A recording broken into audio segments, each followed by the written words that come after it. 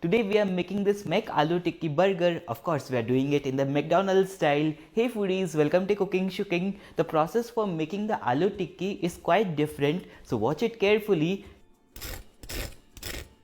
And you can see how crunchy it comes out, so let's begin cooking. First, here I have the peas or mutter 1/4 cup guys. Add it to a bowl. These are frozen, so I am adding them in some water and we'll let it soak for a couple of minutes. And to make the tikki thin, we need strength. For that, here I've got 1/4 cup of poha or rice flakes. Add them to a strainer and clean it really well with water. After cleaning or washing it, we'll just let it sit and drain for about 5 minutes. This poha will later soak up all the excess moisture in the aloo and it will make our tikki strong. Now for making the masala, here I've got a mixer jar. In this we will take 2 tablespoons of dhania or fresh coriander leaves, about 7 to 8 mint leaves. These are homegrown, so they have a lot of flavor. You can also add more if you're using the market ones. Next I'm taking half a teaspoon of yellow chili powder, 1/4 teaspoon of garam masala, 1/4 teaspoon of black salt or kala namak, half a teaspoon of black pepper powder, 1 teaspoon of coriander powder. Here I am taking half a teaspoon of red chili powder, half a teaspoon of chaat masala, 1/4 teaspoon of jeera powder, and about 8 to 9 cloves of garlic. These are small ones guys. And finally we are going to take a good teaspoon of lemon juice. These are all the masalas that we are using. Just add some water and make a paste. Make sure the coriander and mint is really well ground. Now before we begin the cooking shooking, let's prepare the potato as well. Here I've got 6 small boiled potatoes. Ideally 4 to 5 are good. I'll share the exact quantity that you need to use for making 6 burgers. For now just peel them like this and grate the potato with a thick setting. These are boiled and chilled guys for about 5 hours. Also ensure they are not over boiled. If you are using specific qualities of potato like Indori, Agra or Kufri ones, those are better. Basically the ones we use for making chips are better for this recipe. I'm also using the normal variety. We can't make chips out of these potatoes. They don't turn out crispy guys. Anyways, just take care of the overboiling. Here the potatoes are grated. For making 6 burgers, we basically need 1 and 3/4 cup of boiled grated potatoes. I've tried this recipe many times and this quantity is perfect for making 6 burgers. Normally it's about 4 to 5 medium sized potatoes. Now let's quickly heat a kadhai. Let's make the masala for the burger. Here I am taking 1.5 tablespoon of oil. Let it heat up. Then we'll add the masala paste that we made earlier. And we have to cook this for about 30 seconds.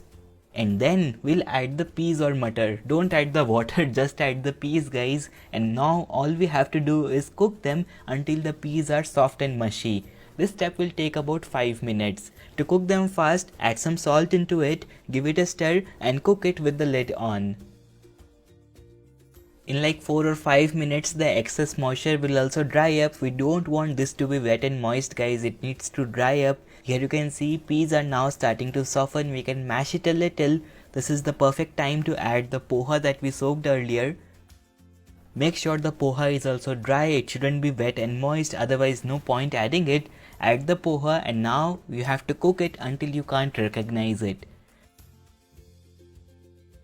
As you cook it, it will automatically mash up guys and we won't be able to recognize it. In just a couple of minutes here you can see we can't find the poha now. It looks dry and fluffy.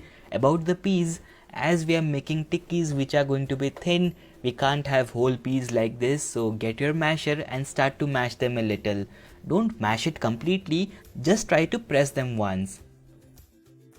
We can't have whole peas popping out, right? So here you can see the texture looks good. Just a final stir and now our masala is ready. We won't add potatoes into it. In fact, we will turn off the heat and add this masala to the bowl of potatoes. That's right. Add the hot masala to the cold potatoes and then start mixing it. It will take a minute and you'll have this. Looks perfect, isn't it? We can recognize the peas as well as the potato shreds just like the restaurant. Now keep this in the fridge for about 10 to 15 minutes so that the flavors can mingle up and they can develop as well. In that time, we will slice some onions. So just slice one onion and add it to a bowl. Over top of the onions, we will add a few ice cubes and top the bowl with some water. After adding the water, we will add about 1 tablespoon of vinegar. We just want the water to be cold and a little acidic. After doing all this, keep it in the fridge for the same 10 to 15 minutes of your time. For the sauce in the burger, we will take 1/4 cup of mayonnaise and we'll add about 2 tablespoons of tomato ketchup, half a tablespoon of paprika powder. You can also use Kashmiri red chili powder. Here I have taken smoked paprika and mix it together. Simple and fantastic. To make it better, you can also add some herbs. Our sauce is done, guys. Now for making the tikki crispy, we are going to take 6 tablespoons of maida or plain flour in a bowl. This is going to be the exact quantity that you'll need for the batter. You won't have any leftovers of the batter, so along with this I am taking 4 tablespoons of cornstarch. We'll add some salt and use water to make a batter. Make it lump free, just like this. So the batter needs to be medium thin. Now let's do it. For making the tikki, take the tikki mix and divide it into 6 equal portions. Make sure there aren't major cracks. We'll basically smoothen it a little and then flatten it. It will be best if you can do it on a surface like a chopping board. Flatten it on the both sides and then you have to roll the sides just like this. Rolling it makes it even, and now this tikki is done. We will dip it in the batter and flip it to coat both the sides. Just use one hand for this step, guys. Make sure it's the prominent one for doing the batter stuff. Let the excess batter drip off and then we will drop it into the bowl of crumbs.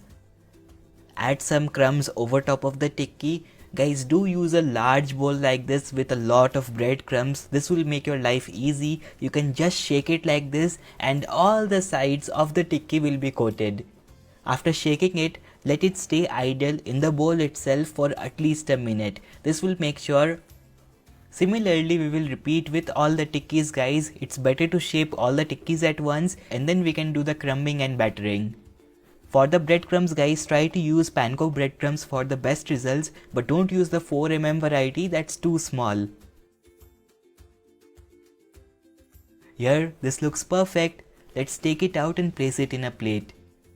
Don't want to eat all of them today? You can also freeze this tikki for up to 3 months in an airtight container. For cooking them, heat some oil and then add them to the hot oil. Make sure the oil is really hot, and for the best result, try to deep fry, otherwise they tend to become oily. You have to fry it on medium to high heat, and frying them till golden color should take you about 3 to 4 minutes. After they are golden from all the sides, you can flip it every now and then. Just take it out and place it in a perforated plate. Perforated plate or a pizza screen or a plate with holes will ensure steam can pass from all the sides and your tikki will not get soggy. When we use tissues or kitchen towel, they tend to get soggy very quickly, guys. In this method, they will remain crunchy for at least 30 minutes.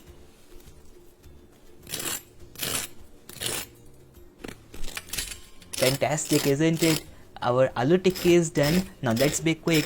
This will remain crispy for 30 minutes, but who wants to eat it cold? Here I've got my homemade burger buns. That's right, I've made it at home. We will slice it into 2 portions and then toast it on a tawa on medium heat with some butter. So just add some butter in your tawa, place your buns and toast it until golden. I've tried to make the burger bun in the exact size and this is looking perfect, isn't it? Fun fact, these burger buns are lighter than the tikki that we made. That's right, the wet dough for the bun was 60 grams and the uncoated tikkis, I mean the tikkis without the batter and the breadcrumbs weigh 70 grams. Isn't that interesting? Now these burger buns are golden, so let's take them out and place it in a plate for assembling. Oh wow, this looks fantastic, isn't it? Now we have to top the top part of the bun with our sauce. Just take about a tablespoon and place it on the top part. I'm adding some extra for the photo. You can spread it a little just like this, and now we have to add the onion slices. Strain the onions, don't add the water along with it, and then over top of this you can add tomatoes if you want to. These days we don't get it, so I'm not adding it. And onions are our moisture barrier, they will keep our tikki crispy. So let's keep the tikki over it. And then comes our bottom bun on the top. Our burger is assembled, guys. Trust me, this will take time to make, but you can pre-prepare the tikki and keep it in your freezer once you try it. This simple burger will make you a fan of itself. Serve it plain or with some fries and enjoy your day. So when are you planning to make it? So how was the recipe, guys? If you enjoyed it, give it a like and share it with your friends. If you did not like it, click the dislike button. I hope to see you soon with more such yummy recipes. By the way, which other fast food kind of recipe would you like to see? Do comment. That's all for today. Bye. Take care. Happy cooking.